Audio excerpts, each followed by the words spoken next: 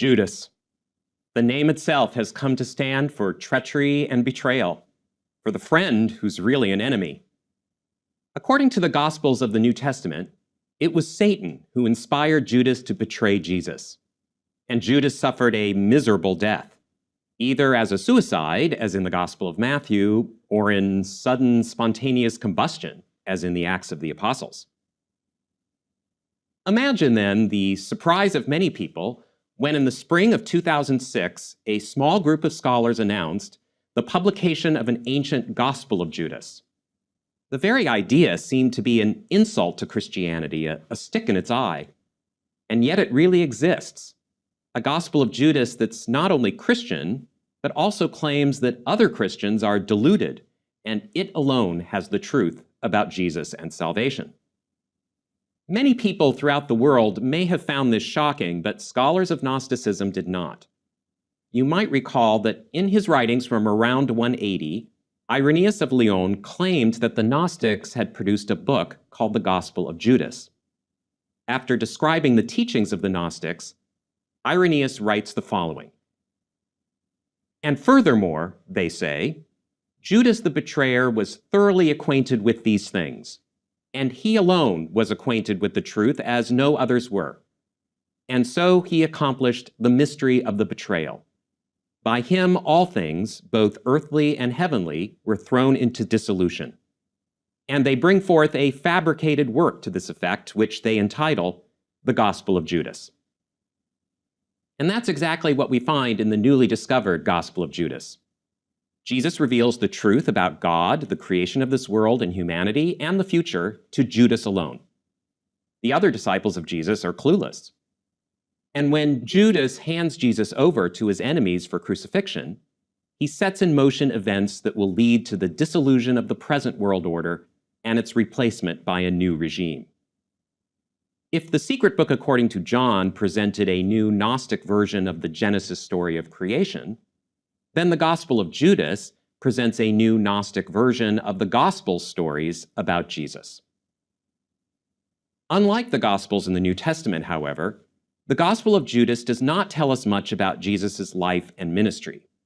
There are no stories of Jesus being born, there are no travels around Galilee, no miracles. The author just says that Jesus performed signs and great wonders for the salvation of humanity. Instead, the Gospel narrates a series of conversations between Jesus and his disciples and between Jesus and Judas. These conversations take place in the days before Jesus' death. During these conversations, Jesus deprecates all the disciples, including Judas, but he never criticizes Judas as harshly as he does the other disciples. None of the other disciples know anything true about Jesus, and Jesus compares them to evil priests who are leading their followers to their deaths.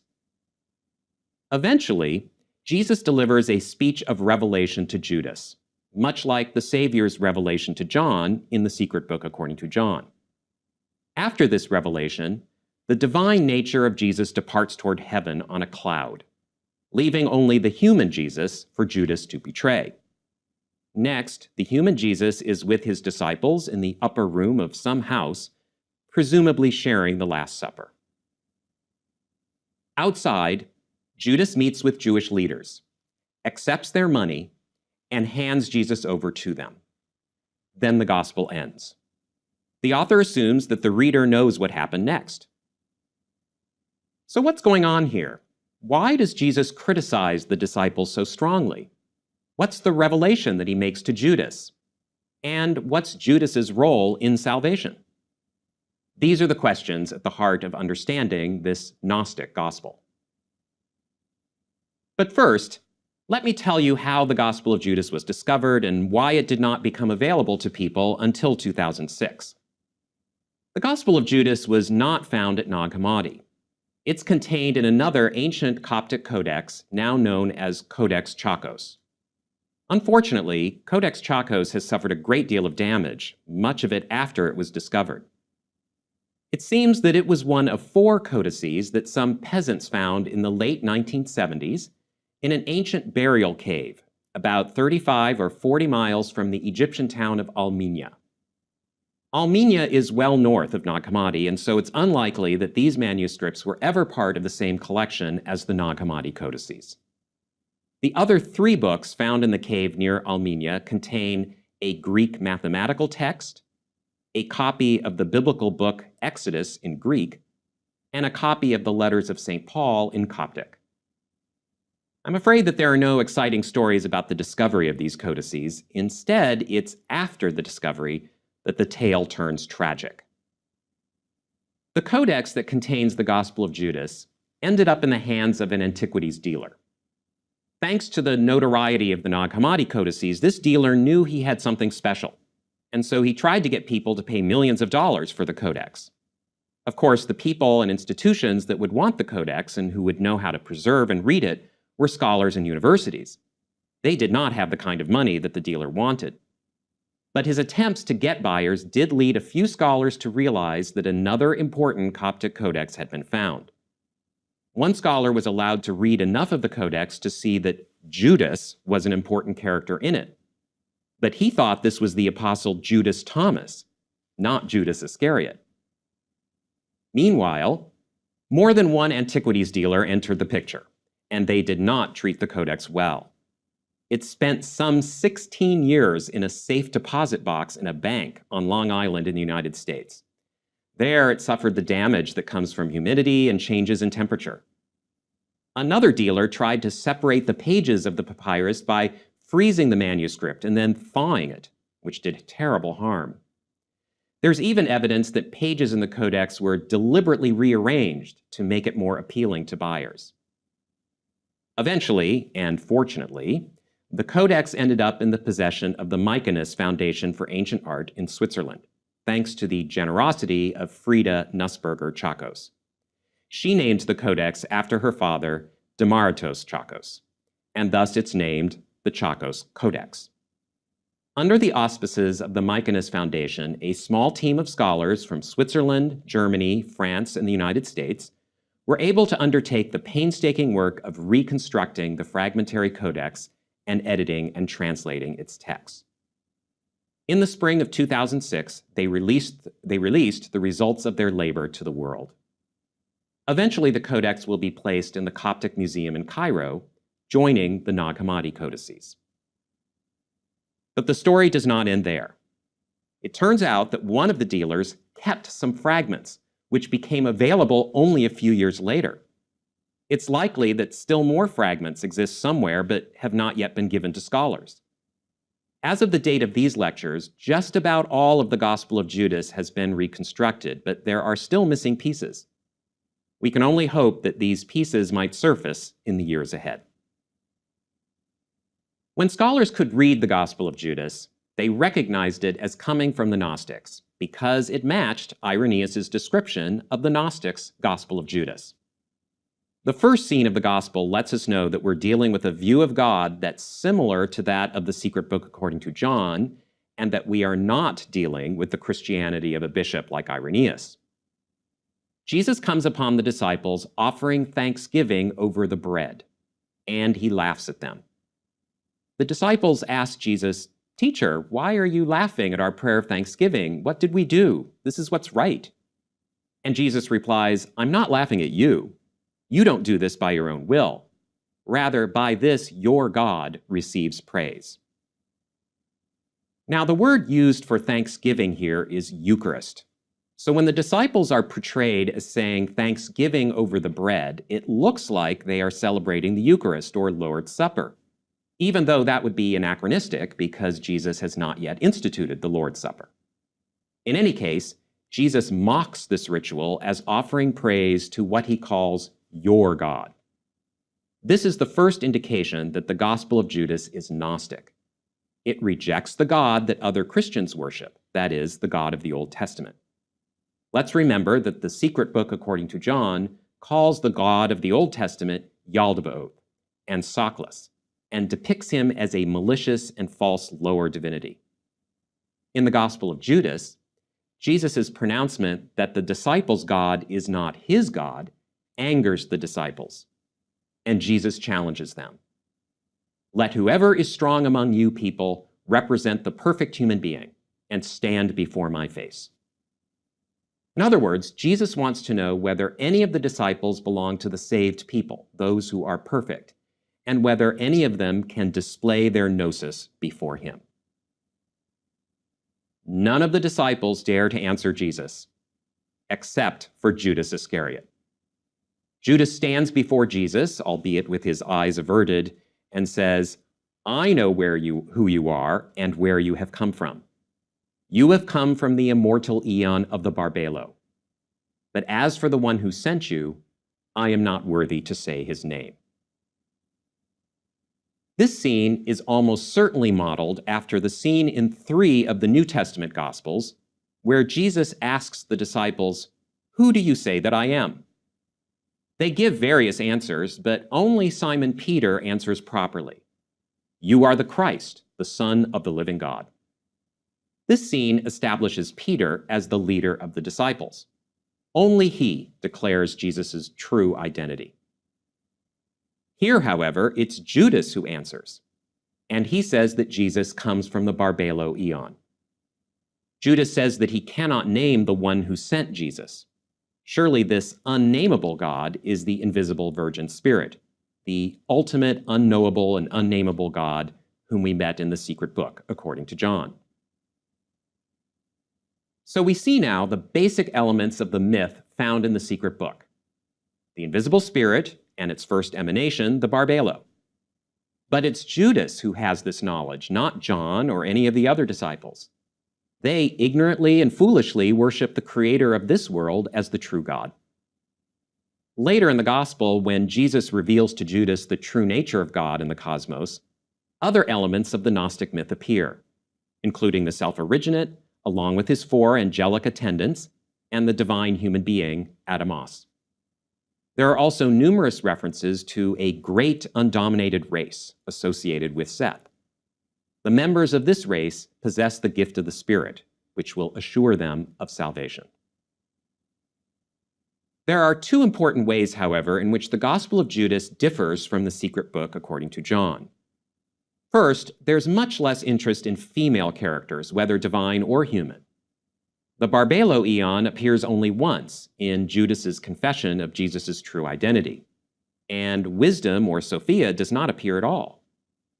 Eve is identified as the person through whom all human beings seek God, but otherwise Adam seems to be the major player. Why is the Gospel of Judas more male-focused than the secret book?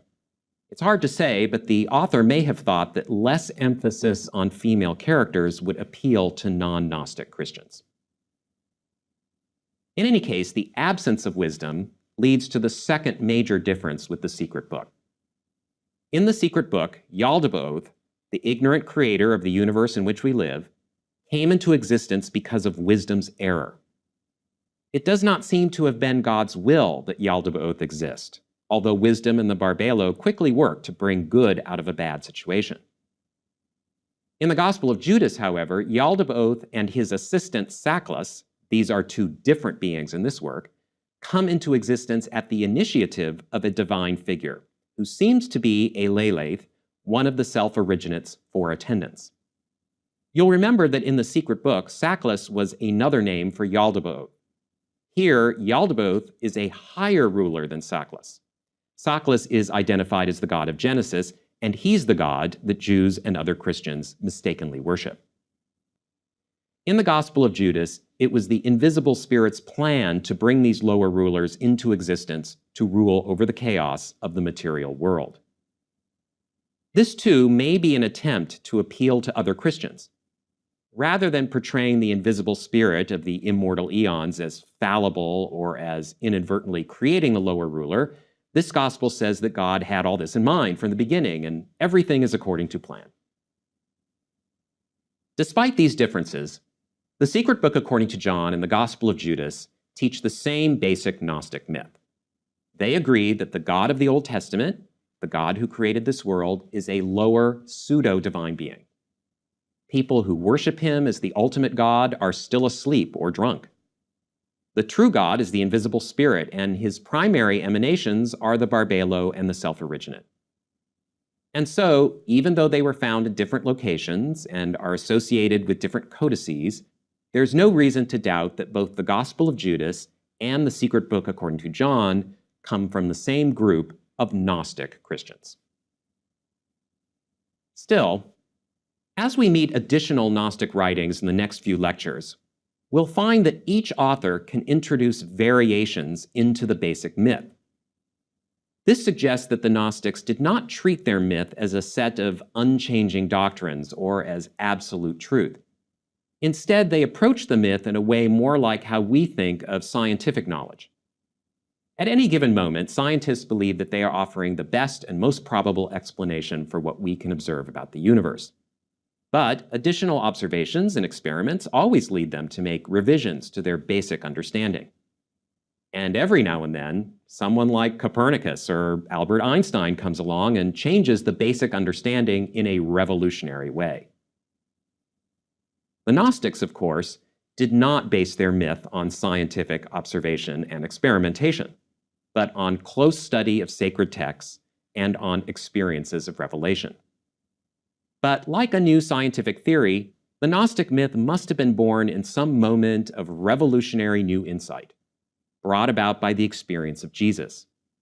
That new insight included the invisible spirit, the Barbelo, and the true identity of the God of Genesis. The Gnostics, however, did not treat the myth that came from that extraordinary revelation as unchangeable. Instead, further reading in the scriptures and works of philosophy, or new experiences of revelation, could lead them to revise details in the myth. For the Gnostics, true gnosis, true saving knowledge, was ultimately not about knowing the precise details of the myth. Rather, it was about having a personal acquaintance with God, really knowing God in the most direct way possible. Which eon did what and how many rulers Yaldabaoth has were not what's important. What mattered was to know the true God who sent Jesus, the invisible spirit, through the Barbelo. The myth is a means to the ultimate end of gnosis. Now, as Irenaeus said, Judas is the only character in the Gospel of Judas who knows all of this. The other disciples are ignorant. They mistakenly worship Sackless and think that Jesus comes from Sackless. This would seem to indicate that Judas is a privileged character, and if he has the true gnosis, the true knowledge of God and Jesus, then surely he must be a member of the great race that the Gospel says will be saved. This, and some other ambiguous passages in the Gospel, led the first editors to promote it as showing us a good Judas, a Judas who's a hero. But it turns out, especially as new fragments came to light, that Judas's role in the Gospel is not so positive. For example, Jesus says to Judas at one point, "I will tell you the mysteries of the kingdom, not so that you will go there, but so that you will be much grieved." That is, Jesus implies that Judas is not a member of the immortal race, not one of the saved people. When passages like this one became clear, some scholars then began to go in the exact opposite direction, and they argued that Judas is a thoroughly negative character, in fact, a tool of Yaldabaoth. According to this view, the Gospel of Judas is not really a gospel, which means good news. Instead, it's a parody of a gospel. It looks like a gospel that brings good news, but it's really bad news. No one in the story is saved. The problem with this view is that such a text would be unprecedented in early Christian literature. When a character receives a revelation from a savior figure, that's always a good thing. The human being who receives the revelation may be flawed or may not understand everything, but he or she is never evil or one of the damned. And so most scholars, including me, tend to see Judas not as evil, but as an ambiguous figure. He's a kind of tragic hero. He plays an essential role in salvation, but one for which he suffers. His ultimate fate may not be to dwell in heaven, but it is an exalted position that gives him great power and authority.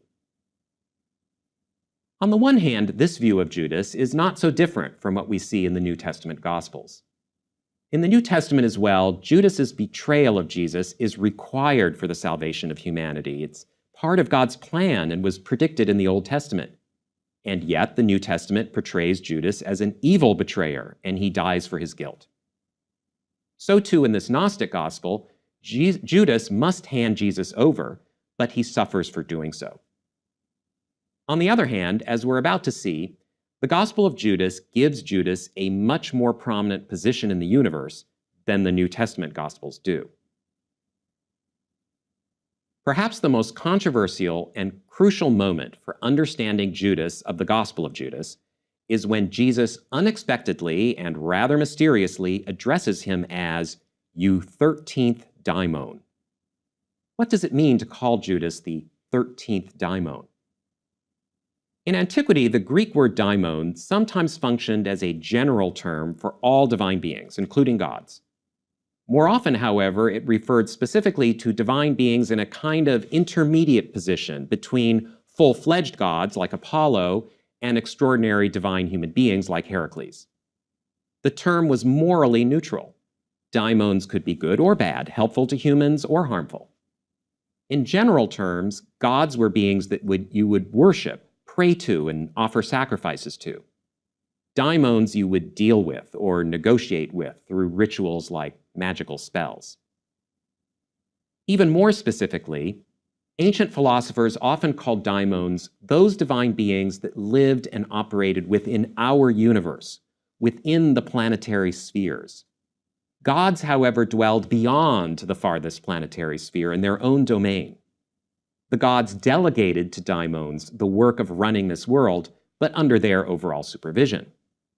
When the Greek word daimon is used in this way, modern scholars translate it into English as God, lowercase g, or as spirit, or just leave it as daimon.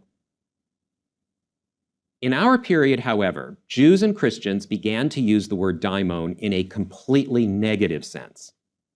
For them, angels were the only good intermediate level beings, and a daimon was an evil being, a fallen angel, and thus should be understood in English as a demon. So what's going on in the Gospel of Judas? Unfortunately, the text does not use the term daimon other than in Jesus' address to Judas. But I think it's significant that the Gospel uses the term angel to refer both to undeniably good divine beings, like the self-originate, and to undeniably bad divine beings, like Sacklus and his fellow rulers. So I think what's most likely happening here is that daimon also functions in a somewhat neutral sense. That is, Judas is going to get promoted from being a mere human being to being a divine ruler. In fact, the highest ruler in this universe. The text refers several times to Judas being persecuted by the 12 disciples and by other races of human beings. This certainly refers to the hatred that Judas receives for handing over Jesus. But Jesus also tells Judas that he will eventually rule over all those who persecute him, precisely because he alone knows the full truth about God and Jesus, and because he was willing to perform the act that led to Jesus' saving crucifixion. The Gospel also says more than once that Judas will not enter into the divine realm of heaven. This, of course, sounds very negative, but I think it confirms that Judas will become the highest daimon or divine being in this universe, serving as a kind of administrator for the invisible spirit, the barbelo, and the other divine beings, just as daimons in the Greco-Roman world did. So I think that the title of this gospel is completely appropriate. This is good news about Judas. He did something for which many people, including most Christians, hate him, but he will ultimately rule this universe as God's representative. So the ultimate message of the Gospel of Judas is a Gnostic vision of future cosmic reorganization, something that Judas helps to set in motion. The divine Jesus tells Judas that Judas will sacrifice the human being in whom Jesus dwells, not the divine Savior himself.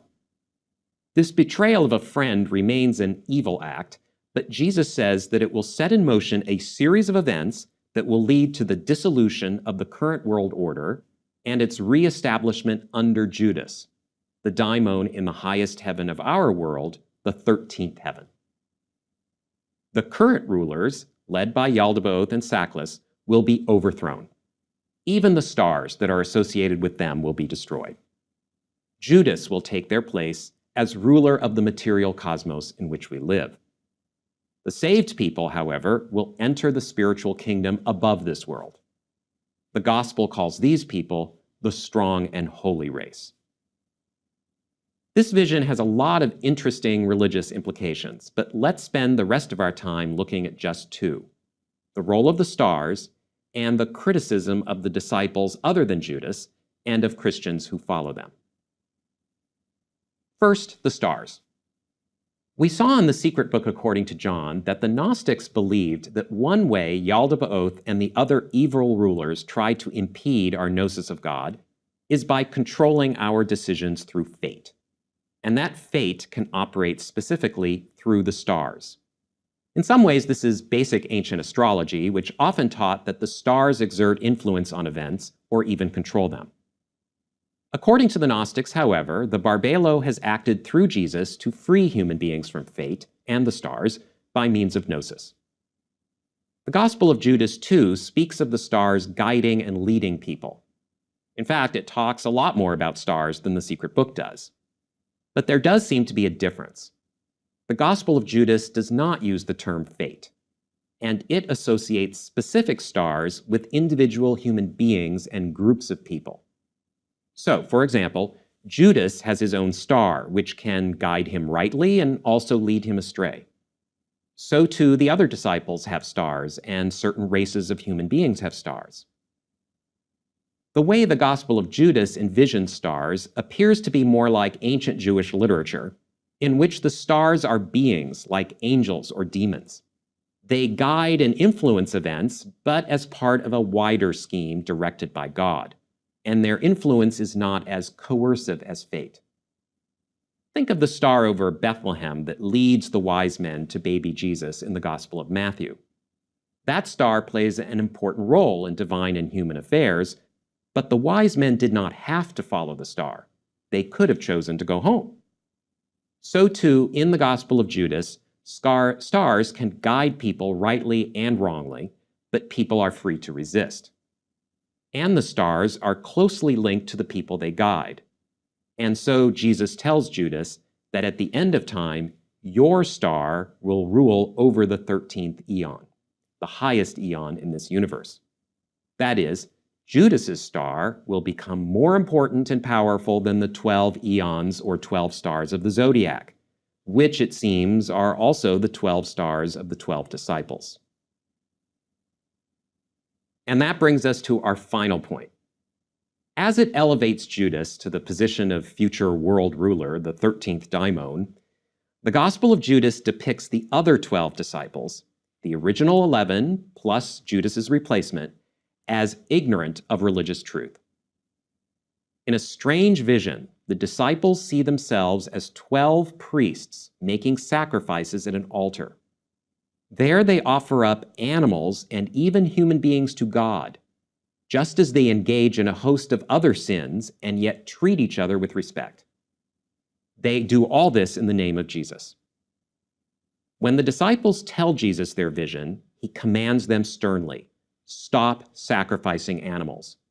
That is, stop leading other Christians to their spiritual deaths.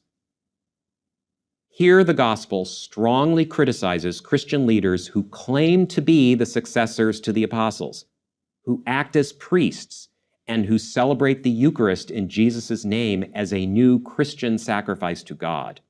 That is, it depicts contemporary bishops and priests as false priests who are worshiping the false God of the Bible and leading their followers to damnation. Of course, Irenaeus was one of these bishops that the Gospel of Judas condemned. This harsh condemnation of other Christian leaders goes along with the differences in the Gnostic myth that we found in this Gospel. On the one hand, the author has toned down the roles of female characters, and he has emphasized that the rulers of this world resulted from a divine plan. Perhaps he hoped that these changes would appeal to other Christians, who may have been put off by female divinities and the idea that the God of the Old Testament is a kind of mistake. On the other hand, the author depicts other Christian priests and bishops as sinful and ignorant, and he condemns the Eucharist as a false sacrifice. So he's basically saying to other Christians, the Gnostic message of Christianity is the correct one. What your bishops and priests are teaching you leads to death. Come over to our views before it's too late. If you don't do so, you will perish forever. Irenaeus, of course, strongly disagreed. According to him, it's the Christians who follow the gospel of Judas who will be damned to hell. The gospel of Judas, Irenaeus said, is not a genuine revelation from Jesus, but a false gospel, fabricated by the Gnostics. We've now looked at two ancient religious texts that came from the Gnostics, the Secret Book according to John and the Gospel of Judas. We know these works are Gnostic thanks to Irenaeus' description of the Gnostic school of thought. But are there other surviving ancient books that came from the Gnostics, ones other than those mentioned by Irenaeus? Yes, there are, and in the next 3 lectures, we will look at some of them, starting with the revelation of Adam and the reality of the rulers.